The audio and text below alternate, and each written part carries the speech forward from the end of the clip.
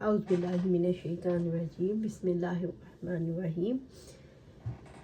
سورۃ حامیم سجدہ آیا 41۔ ان الذین کفروا بالذکر لما جاءہم، یقیناً جن لوگوں نے اس ذکر قرآن کے ساتھ کفر کیا جب کہ وہ ان کے پاس آ گیا، جن لوگوں نے قرآن کے افضل ترین ہستی کے ذریعے آ جانے کے بعد اس کا انکار کیا۔ قرآن جو زندگی کی کتاب ہے، اس میں زندگی کے لیے رہنمائی ہے۔ وَإِنَّهُ لَكِتَابٌ عَزِيزٌ، حالانکہ یقیناً وہ ایک باعزت کتاب ہے۔ قرآن مجید اللہ تعالیٰ کا کلام ہے، اللہ تعالیٰ نے اسے اعزاز دیا ہے، اس کی حفاظت فرمائی ہے، اس کو تحریف اور تبدیلی سے بچا کر رکھا ہے۔ یہ باکمال کتاب ہے، اللہ تعالیٰ نے اسے باطل سے بچا کر عزت دی ہے۔ فرمایا باطل اس کے پاس نہ اس کے آگے سے آ سکتا ہے اور نہ اس کے پیچھے سے، کمال حکمت والے، تمام خوبیوں والے کی جناب سے نازل کرتا ہے۔ اِنَّا نَحْنُ نَزَّلْنَا الذِّکْرَ وَإِنَّا لَهُ لَحَافِظُونَ، بے شک ہم ہی اس ذکر کو نازل کیا ہے اور بلا شبہ ہم ہی اس کی حفاظت کرنے والے ہیں۔ سورۃ الحجر آیا 9۔ سورۃ حامیم سجدہ آیا 42۔ لا یأتیہ الباطل من بین یدیہ، باطل اس کے پاس نہ اس کے آگے سے آ سکتا ہے، یعنی شیاطین اس کے معنی میں اضافے کی قدرت نہیں رکھتے۔ ولا من خلفہ، اور نہ اس کے پیچھے سے، اور نہ وہ اس میں کمی کی قدرت رکھتے ہیں۔ قرآن مجید کے الفاظ اور معنی ہر تحریف سے محفوظ ہیں۔ اس جملے کے بھی کئی مطلب ہیں۔ ایک یہ کہ اللہ تعالیٰ کا کلام ہے جسے اللہ تعالیٰ نے جبرائیل علیہ السلام کے ذریعے آپ صلی اللہ علیہ وسلم کے دل پر نازل کیا۔ دوسرا مطلب اس کا یہ ہے، جب سے قرآن نازل ہوا ہے اسی وقت سے مسلمانوں کے سینوں کے اندر محفوظ ہو کر نسلاً بعد نسل، یعنی نسل کے بعد نسل تواتر کے ساتھ منتقل ہوتا چلا آ رہا ہے، اور ہر زمانے میں لاکھوں کی تعداد میں اس کے حافظ موجود رہے۔ تیسرا مطلب یہ ہے، قرآن نے جو حقائق بیان کیے ہیں، کوئی علم ایسا وجود میں نہیں آ سکتا جو فی الواقع علم ہو اور قرآن کے بیان کردہ علم کی تردید کرتا ہو۔ کوئی تجربہ، کوئی مشاہدہ ایسا نہیں جو یہ ثابت کرے قرآن نے عقائد، اخلاق، قانون، تہذیب، تمدن، معیشت اور معاشرت اور سیاست کے باب میں انسان کی جو رہنمائی دی ہے وہ غلط ہے۔ تنزیل من حکیم، کمال حکمت والے کی جناب سے نازل کرتا ہے۔ قرآن مجید اس ہستی نے نازل فرمایا ہے جو اپنے خلق میں اور امر میں حکمت والا ہے، حمید، تمام خوبیوں والے، جو اپنی صفات کمال، قوت جلال اور اپنے عدل، احسان اور قابل تعریف ہے۔ اس کی کتاب تمام تر حکمت، تحصیل، مصالح، منافع اور وضع مفاسد کی تکمیل پر مشتمل ہے، جن پر وہ ہستی قابل تعریف ہے۔ سورۃ حامیم سجدہ آیا 43۔ ما یقال لک، آپ کو نہیں کہا جائے گا۔ رب العزت نے نبی صلی اللہ علیہ وسلم کو تسلی دیتے ہوئے فرمایا، آپ کو جھٹلانے والوں کی زبان سے جو باتیں آپ کے لیے نکل رہی ہیں، الا ما قد قیل للرسل من قبلک، مگر وہی جو آپ سے پہلے رسولوں کو کہا جاتا تھا، یعنی جسے آپ سے پہلے رسولوں سے کہا گیا۔ جو یاسین میں ہے، انہوں نے کہا ہم تمہارے ہی جیسے انسان، کہ تم ہمارے ہی جیسے انسان ہو اور رحمان نے کوئی چیز نازل نہیں کی، تم محض جھوٹ بولتے ہو۔ ان کا رسولوں سے معجزات کے مطالبے وہی باتیں آپ سے بھی کہی جا رہی ہیں جو آپ سے پہلے انبیاء سے کہی گئیں۔ انہوں نے اپنی قوم کی دی گئی ایذاؤں پر صبر کیا، آپ بھی دل میلا نہ کریں۔ اِنَّ رَبَّكَ لَذُو مَغْفِرَۃٍ، یقیناً تمہارا رب بڑی بخشش والا ہے، یعنی توبہ کرنے والوں کو بخشنے والا ہے، اس لیے وہ جھٹلانے والوں کو ہلاک کرنے میں جلدی نہیں کرتا تاکہ وہ توبہ کریں، ایمان لے آئیں۔ ذو عقاب علیم، اور بہت دردناک عذاب والا ہے، اس شخص کے لیے بہت دردناک سزا دینے والا ہے جو تکبر کرتا ہے، اپنے گناہ پر اصرار کرتا ہے۔ اللہ سبحانہ تعالیٰ سورہ رعد میں فرماتے ہیں، اور وہ بھلائی سے پہلے برائی کو جلدی مانگتے ہیں، حالانکہ ان سے پہلے بے شک بہت سی عبرتناک سزائیں گزر چکیں، اور یقیناً آپ کا رب لوگوں کے لیے ان کے ظلم کے باوجود بڑی بخشش والا ہے، اور یقیناً آپ کا رب بلا شبہ بہت سخت سزا والا ہے۔ سورۃ حامیم سجدہ آیا 44۔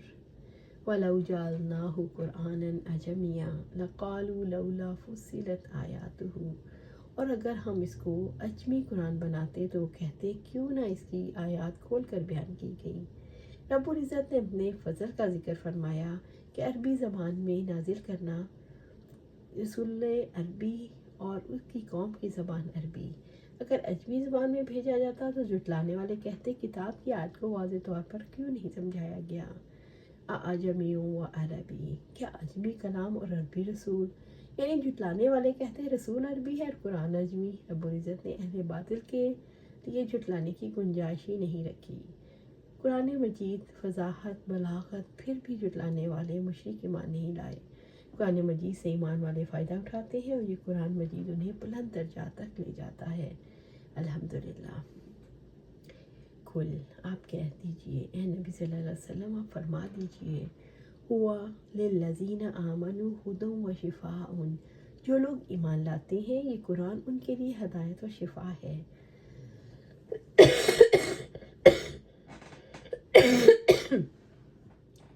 اللہ تعالیٰ نے کتاب کو مومنوں کے لیے نور، برکت اور شفا بنایا۔ قرآن مجید گمراہی سے ہدایت اور جہالت کی بیماری کے لیے شفا ہے، جس کا سبب شک، شرک، نفاق، خود پسندی، ریا، حسد اور تکبر کے امراض ہیں۔ رب العزت نے فرمایا اور ہم اس قرآن میں سے وہ تھوڑا تھوڑا نازل کر رہے ہیں جو مومنوں کے لیے شفا اور رحمت ہے اور ظالموں کے لیے خسارے کے سوا کچھ اور اضافہ نہیں کرتا۔ سورۃ بنی اسرائیل آیہ 82۔ والذین لا یؤمنون فی آذانہم وقر وہو علیہم اعمی، اور جو لوگ ایمان نہیں لاتے یہ ان کے کانوں میں بوجھ ہے اور ان کے حق میں اندھا پن ہے، یعنی کانوں میں بوجھ ہے وہ سن نہیں سکتے اور ان کے حق میں اندھا پن ہے جس کی وجہ سے وہ اسے سمجھ نہیں سکتے۔ قرآن ان کی گمراہی میں اضافہ کرتا ہے، جب وہ قرآن کو جھٹلاتے ہیں تو ان کے اندھے پن میں اور اضافہ ہو جاتا ہے۔ اولئک ینادون من مکان بعید، یہی لوگ ہیں جنہیں دور کی جگہ سے آواز دی جاتی ہے، اسی وجہ سے نہ وہ سنتے ہیں نہ سمجھتے ہیں، نہ وہ اس کے نور سے فائدہ اٹھا سکتے ہیں۔ قرآن مجید سے اعراض کی وجہ سے انہوں نے اس عظیم کتاب سے نفع اٹھانے کے سارے راستے بند کر دیے۔ اللہ سبحانہ تعالیٰ سورۃ بقرہ میں فرماتے ہیں اور جب اللہ تعالیٰ کی طرف سے ان کے پاس ایک کتاب آ گئی جو اس کی تصدیق کرنے والی ہے جو ان کے پاس ہے، حالانکہ وہ اس سے پہلے کافروں پر فتح مانگا کرتے تھے، پھر جب وہ چیز ان کے پاس آ گئی جسے انہوں نے پہچان لیا تو انہوں نے اس کے ساتھ کفر کیا۔ کفر کرنے والوں پہ اللہ کی لعنت۔ عمر بن خطاب رضی اللہ تعالیٰ عنہ ایک مسلمان کے پاس بیٹھے ہوئے تھے جس کا آخری وقت تھا۔ اس نے یکایک لبیک پکارا تو آپ صلی اللہ علیہ وسلم نے فرمایا کیا تجھے کوئی دیکھ رہا ہے یا کوئی پکار رہا ہے؟ اس نے کہا ہاں، سمندر کے اس کنارے سے کوئی بلا رہا ہے۔ تو آپ نے یہی جملہ پڑھا اولئک ینادون من مکان بعید۔ سبحان اللہ۔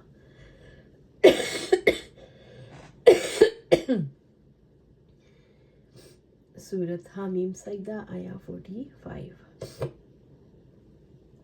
وَلَقَدْ آتَيْنَا مُوسَى الْكِتَابَ، اور ہم نے موسیٰ علیہ السلام کو کتاب دی۔ رب العزت نے واضح فرمایا کہ موسیٰ علیہ السلام کو بھی تورات عطا کی گئی جسے آپ صلی اللہ علیہ وسلم کو جیسے آپ صلی اللہ علیہ وسلم کو قرآن عطا کیا گیا۔ فَاخْتُلِفَ فِيهِ، تو اس میں اختلاف کیا گیا۔ لوگوں نے تورات کے بارے میں اختلاف کیا، ان میں سے زیادہ لوگوں نے تورات کو جھٹلایا اور اس سے فائدہ نہ اٹھایا۔ ان میں سے کچھ لوگ ایسے تھے جو ایمان لائے، انہوں نے نفع مند علم سے فائدہ اٹھایا، تورات کو سمجھا اور اس پر عمل کیا۔ وَلَوْلَا كَلِمَةٌ سَبَقَتْ مِن رَبِّكَ لَقُضِيَ بَيْنَهُمْ، اور اگر آپ کے رب کی جناب سے ایک بات پہلے ہی نہ ہو چکی ہوتی تو ان کے درمیان ضرور فیصلہ کر دیا جاتا۔ رب العزت نے اگر اپنے علم اور تقدیر کے فیصلے میں عذاب کو مؤخر نہ کیا ہوتا تو ایمان والوں اور کافروں میں فرق واضح ہو جاتا اور کافروں کو عذاب سے برباد کر دیا جاتا۔ رب العزت سچے لوگوں کو نجات عطا فرماتے ہیں اور جھوٹے لوگوں کو ہلاک کر دیتے ہیں۔